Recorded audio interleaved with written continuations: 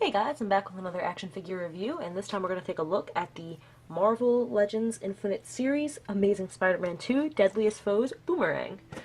Now, I just finished up my review of Ultimate's Beetle, so I figured to do these two back to back, and probably upload them within a couple days of each other or so, but I mean, either by now, if you're seeing this, you've seen Ultimate Beetle, so I don't know why I bother talking about it. But anyway, I definitely like this figure, even though it does have some problems. I think it has some quality control issues, though, and that's not, necessarily, against the figure as a whole, but if, more so, Hasbro should be doing a better job. But I'll get to that, and first I'm just going to show you the packaging. And I've seen this a million times, so I'm just going to show it quickly. It's in the new Marvel Legends style packaging. You got the red for Spider-Man, you got the artwork on the side. You have Ultimate Beetle, which I just reviewed if you haven't checked it out, and Boomerang, and the rest of the wave down here. Ultimate Green Goblin down here. There you go. The piece that he comes with is the same as Ultimate Beetle's. The left leg, again, it's, a leg in green and has blue pants. I'm hoping to finish this Build-A-Figure if I can find Black Cat or Spider-Girl, and if not, maybe I'll buy the piece on eBay, but we'll see. For now, let's get to this figure. So yeah, he's a basically Bucky Cap with what looks to me like maybe U.S. agent's gloves, and obviously new head sculpt, but otherwise same mold, same little feet, same boots and everything, so same articulation. I will go through it, but there you go. He seems to be a sort of greenish color. I'm not sure how he's coming off on camera. In my viewfinder, he looks more blue and darker, but in person in these bright lights he's looking rather green, obviously like a bluish greenish, but I thought, reading the comics, he looks more to be like a navy color, so I'm not really sure what they were thinking here. But I mean, whatever, he looks fine anyway. He's got a mix of whites as well. He has white boots and gloves, normal white, white boomerang and accessories, white around the visor, white, and then he has like this pearlescent white on the chest, and this belt. But the shoulders and this logo are also flat white, so it's a strange mix. I would have thought they'd use the pearlescent white on the shoulders to match the chest. And I quite frankly, I kind of like the pearlescent, but I wish they maybe just kind of didn't go with it, because I don't think it really matches the rest of the figure. But the visor looks really good. The whole face sculpt, I mean, he's kind of got one of those, like, gritting your teeth, like, poses that don't really look, it's not my first choice.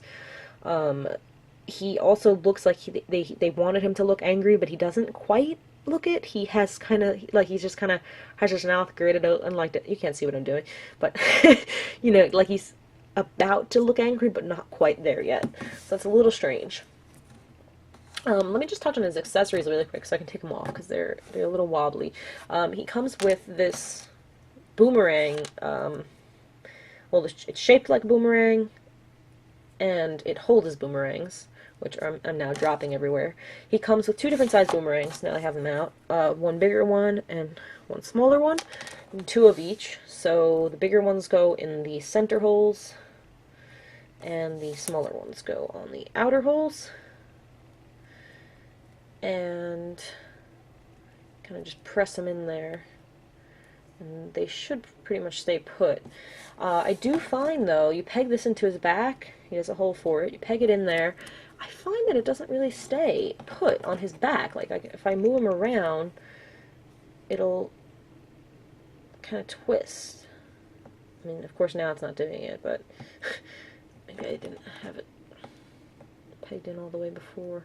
It just feels a little loose to me, like maybe I'd want to fill the hole with like a tiny drop of hot glue to just fill the hole a little bit. But it's definitely a cool feature. I like how you can you can make him appear with it either way, and it actually is somewhere to put his accessories should you, you obviously can't hold 4 boomerangs at once, and if you don't want him to hold any, then you can store him in there. You could take them off. You could take it off. Maybe he lost in a battle. And then the boomerangs themselves, he has 2 different hands. He has like a regular kind of gripping hand, and then he has looks like a trigger finger. Why on earth, I don't know. I find this is the bigger boomerang too. I find that even that's pretty loose. Like, okay, I'm lying again. Let's see, maybe it was a small one. The small one definitely is too loose in this hand. So the big one seems to be fine, but I'm also like thinking when you... Oops! I lost a lamp. Sorry about that. Hold on. Excuse me. So anyway, as I was saying, hopefully this will stay put for the rest of the review. When you hold a boomerang and you're going to throw it, shouldn't it be... I mean, I'm not an experienced boomerang user, but I'm pretty sure that the point goes towards your shoulder, like behind you. So he would hold it like this, right? No, wait a minute. I don't know. It just looks weird to me for him to hold it. No, maybe I'm wrong. Well, either way, it fits in his hand better this way. So if this is the correct way to hold a boomerang, it's fine. If this is the correct way to hold a boomerang, it, for some reason, doesn't fit quite as well. Well, I mean, it's obvious why, because the boomerang doesn't go into his fingers, so he's holding less of it. Anyway, the trigger finger hand actually kind of holds it about the same. It just looks silly, because why would he have a trigger finger for a boomerang? I don't know. Anyway, I'm sorry for that little bit of a mess in there in that past minute, but my lamp is back, and I'm done trying to figure out how to hold a boomerang, so I'll finish up the review a little less messily. So, I do want to point out the quality controls issues that I was talking about at the very beginning. There are definitely paint issues with this guy. You can see all over the chest. He's got like nicks on the shoulder there.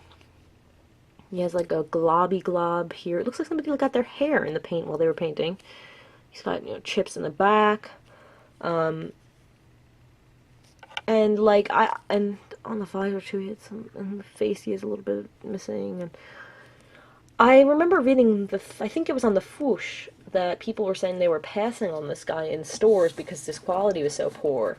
And I found him in stores at local Target, and I was just so excited to find him that I didn't, I was not going to pass on him for retail price, because online he's going for much more. He's going for 30 or 40. And I did want to pick him up because I wanted to have a superior foe. I wanted someone from a superior spider figure to fight. And so, it's not the best quality, but it could be worse. So I did pick him up, even though, but if you're really picky, definitely look for those issues. He has like these gaps in his shoulder too. Like, look at the way this is.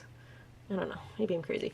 But additionally, he also has some loose joints. His legs are really loose. His hip joint, this joint here, I've never seen loose hip joints. Like, you can see it, he wobbles side to side.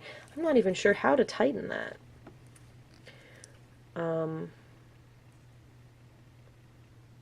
Yeah, I'm not experienced tightening up like T-joints or whatever kind of joints these are. So, yeah, I don't really have advice for that, but otherwise he seems to be in okay shape. And I'm fine with it, once you get him posed and stuff, he'll look fine. So let me just go through his articulation, even though it's pretty standard, it's Bucky Cap, like I said. The head is on a disc, so it goes all the way back, all the way forward, spins around. This is actually pretty loose too, his head, but he'll get in all sorts of good poses. The shoulders go up and down on a ratchety ball joint, and they will spin around, which also ratchets, which is a little funny. Bicep swivel, double jointed elbow, which I feel like I'm going to rip off. Again, this is much like US Agent, his glove will get in the way. You can't bend it that far. He has a wrist rotation and hinge, ab crunch, waist rotation, T-jointed hips, forward and back, cut at the upper thigh, double jointed knee, boot swivel, and ankle pivot and rocker. So now that I've contorted him into all sorts of weird shapes, the review is done. You've survived, Boomerang. He looks in total agony. I'm just going to leave him that way. But yeah, I'm definitely happy to have this guy to fight my Superior Spider-Man figure, and I was happy to find him at retail, because I didn't really want to overpay. I mean, I don't want to overpay for any figure, generally, but especially one that I'm not, like, dying to have, even though I'm happy to have him now. So, yeah, I mean, that's about it, guys. Coming up next is going to be some more Marvel Legends figures still. I'm currently done with all the Amazing Spider-Man 2 figures, unless I can find Black Cat or Spider-Girl. And, but I do have some Cat figures to go through, and then, we'll see what's up after that. So thank you so much for watching, guys. I'll see you next time.